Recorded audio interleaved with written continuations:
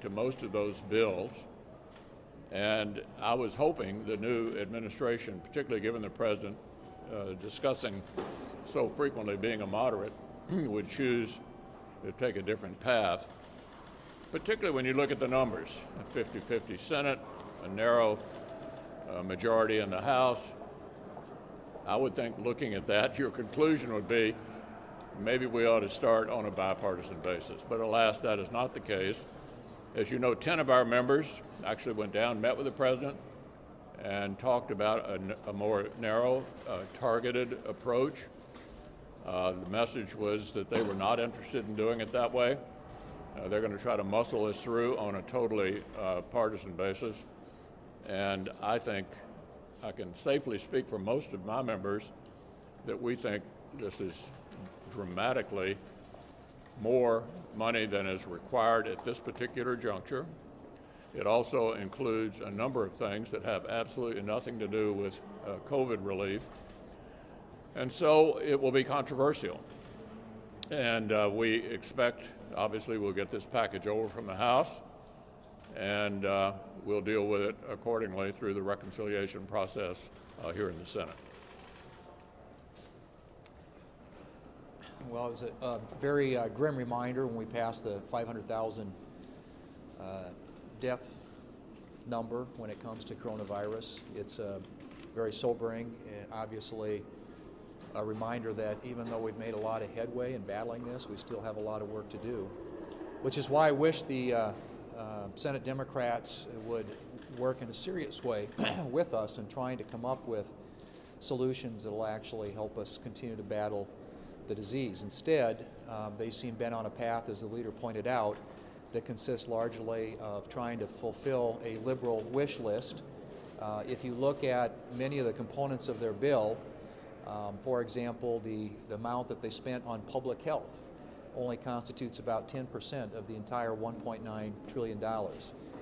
95% of the money that they put toward education wouldn't be spent until after 2021, in other words, 2022 through 2028. Hardly seems like an emergency if you're not be able to get the money out there quickly. And obviously there have been Republicans who've expressed an interest in trying to work with the Democrats. So far they have rejected those efforts. It seems to me, as the leader pointed out, that this has been an attempt by the Democrats to do this at 51 votes. After we did 5 coronavirus bills last year under regular order at the 60-vote threshold in the Senate in a bipartisan way. They have decided, first bill out of the gate this year, coronavirus bill, which is, again, is way too big to start with and has a lot of questionable pieces to it. They decided to try and do it at 51 votes, I think, which tells you that this is never about trying to get a bipartisan bill that deals with the virus, but rather using the pandemic for political gain. They seem a lot more interested in making sure that there are taxpayer dollars allocated to Planned Parenthood than they are about getting kids back into the classroom. It's $1.9 trillion that we don't have. It's borrowed money, and it's going to be spent in a lot of ways that, frankly, have nothing to do with the emergency at hand. And I hope that, as the leader pointed out, Republicans will all stand against it.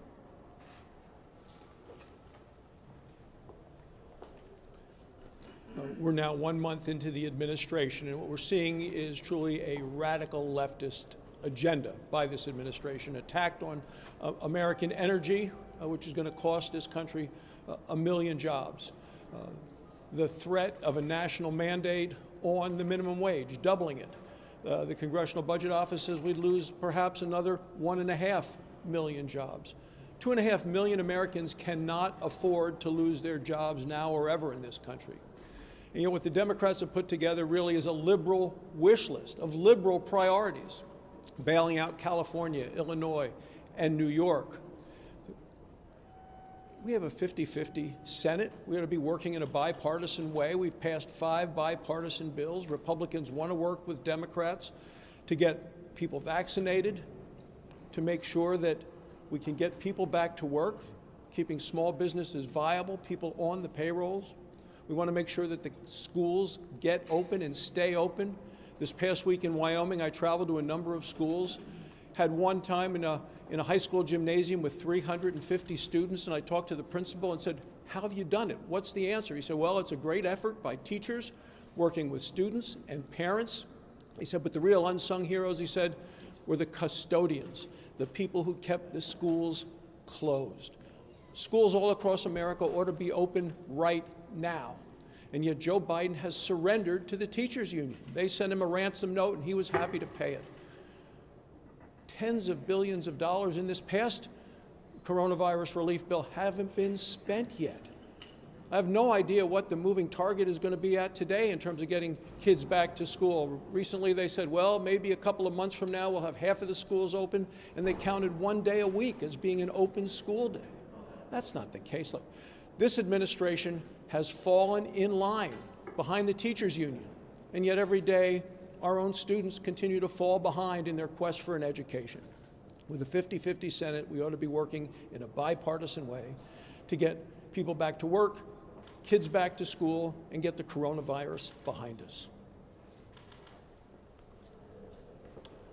We had a helpful first hearing today with the Rules Committee and the Homeland Security Committee on what happened at the Capitol on January the 6th. I think the biggest takeaway from today, for me at least, was that the structure, the police board structure, which I've questioned for some time now, but that structure of the two sergeant-at-arms, the architect of the Capitol, the chief of police as an ex officio non-voting member is almost totally unworkable in times of crisis. It's adequate on the day-to-day things that happen at the Capitol, but at a crisis moment like we had on January the 6th, the Sergeant-at-Arms for the House is interested, as he should be, in protecting House members. The Sergeant-at-Arms for the Senate is interested in securing and protecting senators. Nobody is particularly focused on what it takes to protect everybody else that works here, people who are visiting here. I think we're going to have to look at that. We had, among other things today, sort of a missing hour where the police chief said he talked to the Sergeant-at-Arms of the House at 1:09, and the Sergeant-at-Arms of the House doesn't remember that conversation and thinks it may have been anywhere from 30 minutes to an hour later. Well, an hour on January the 6th at 1 o'clock in the afternoon made a big difference. And so it's a start. We'll look at the Defense Department and why the National Guard took so long to get here in the next hearings we have. But I think today we saw a lot of problems with the structure itself at a crisis moment where the structure actually got in the way of getting things done that needed to be done and needed to be done quickly.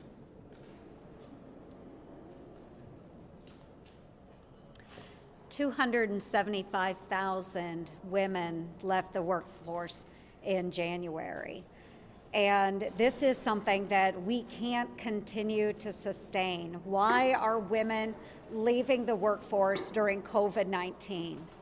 It is because their children, most of the time, in many of those cases, are not in school. There is not childcare available to support them. Those that are working with their children feel that they have to leave the workforce. And so they're stepping aside and they're putting their own goals to the rear and putting their children first to make sure that they are educating their children. That means years of income as they look to the future, they will be set behind their male peers. So we have to re-engage women. So how do we correct this? How do we get women back in the workforce during a pandemic? Well, we continue to open up the economy, but we put our kids first and we get them back to school. We can safely reopen our schools. Now, our children are suffering. Virtual learning is not the same as in-person learning. So not only are they falling behind academically, but their mental health is suffering. So we have to open those schools. What we have to do, though, is push on those public sector unions. They are putting their own interests first rather than focusing on the harm that this is doing to our children. Their political policies, their stances are not benefiting our children, and they are certainly not benefiting the women that have had to put their own futures aside. So kudos to Governor Kim Reynolds of Iowa. Because of her and safely reopening our schools, our Iowa students have been back in school since last August. So I wish more states would follow our governor's example, safely reopen those schools and make sure that we are considering our children and their future. So for heaven's sakes, folks, let's start reopening the economy and let's reopen our schools. In 4 weeks, the Biden administration has been known for two things: open borders and closed schools. First, they said that they had to follow the science to open up the schools. Well, the CDC has said we could open these schools safely. Then they said they need money. Well, last year, Congress allocated $68 billion for K-12 education, and approximately $4 billion of it has been spent. So it clearly is not waiting for money. It's just basically Democrats and the teachers union don't care about our students. In the new bill, they want to spend over $120 billion, and 95% of it will not be spent this year to open schools. It'll be spent in the future to open schools, 22 to 28. So this new stimulus package is not going to do anything to open our schools. They need to decide to open our schools. And also on top of that, there's no money to secure our border. So Democrats don't care about our family safety, and they clearly don't care about our kids' education. Yeah, Manu. In light of the attack leveled against you by the former president, do you regret your comments at all, accusing him of a disgraceful dereliction of duty and being morally and practically responsible for the attack? I really don't have anything to add on that subject. Leader McConnell, given the current state of the GOP with its deep divisions, in hindsight, do you regret not doing more earlier on as leader to distance the party from the more radical white supremacist elements that have found a home in the conservative movement? Should you have done more as leader? Yeah, well, I think what you need to focus on is how unified we are today in opposition to what the Biden administration is trying to do. I've known Joe Biden for a long time. He's got an A-plus personality. Everybody likes him. Best evidence of that, he did a eulogy at Strom Thurmond's funeral and a eulogy at Jesse Helms' funeral. Everybody likes Joe Biden. What I didn't remember was that he was a moderate. And so what we have seen here at the beginning of this administration is pretty far left across the board. And the best evidence of it that's currently before us is the way they've chosen to take a totally partisan approach to COVID relief. Totally different from the way it was addressed by the Republican majority Senate last year, the Democrat House last year, and the Republican president last year. So I'm interested in what we're doing now and looking forward. There's some discussion about going back and bringing back earmarks, albeit with transparency and some limits. Are you open to that, or what's your position on that? You have to ask Senator Shelby about that. I did notice the House was going back in that direction. I don't have any thoughts about it at the moment. Senator McConnell, on the COVID relief bill, the polling on it all shows that somewhere between 60 and 70% of Americans do approve of what the Biden administration is putting forward. Do you worry at all that, as you said, your unity in opposing it puts Republicans on the opposite side of the American people on this bill? Well, I'm sure everybody would love to get a check, but they haven't yet learned about what else is in it. And part of our job as the substantial minority, remember we're in a 50-50 Senate here, is to make sure the American people fully understand what's being proposed. Is it a good idea to stick all of these extraneous matters into it? We were open, at least 10 of us, went down to the White House, discussed with the president something more narrow and targeted to the conditions that we find today. Look at the size of this package. It's the size of the CARES Act. We passed that in March of 2020. This is not 2020. There are hopeful signs that the economy is coming back. Vaccines are being distributed. The statistics are going in a better direction. We're in favor of targeting this relief to the conditions that we find today and looking forward, not backward. Yeah. When you think of the $3 trillion price tag that's being bandied about a second package today and said, Yeah. don't focus on the price tag? Well, I think we can anticipate they're going to try to use reconciliation one more time, and that'll be to raise taxes. And I notice the administration's in favor of at least getting the corporate rate from 21 up to 28. My guess is that's not where it'll stop. And so we'll have a big, robust discussion about the appropriateness of a big tax increase in the wake of our current situation. And my guess is they'll get around to that pretty soon, and we'll be dealing with that as well. Thanks a lot.